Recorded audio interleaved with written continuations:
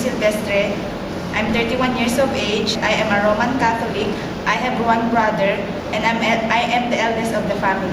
Good day to you, Miss Bloody Marie. How are you right now? I'm fine, sir, ma'am. Thank you. Okay, so what do you think are the right attitude and characteristics of a good domestic helper? The right attitude of a good domestic helper is to be kind, honest, responsible, and hardworking. So can you tell us how to take care of children? How to take care of the children is to give them a proper food, proper vitamins, and to treat them as my own kids. Sir, madam. So what if he committed mistakes? What to do? I will, sir, ma'am, I will say sorry and I promise not to do it again. What is your last message or promise to your future employer?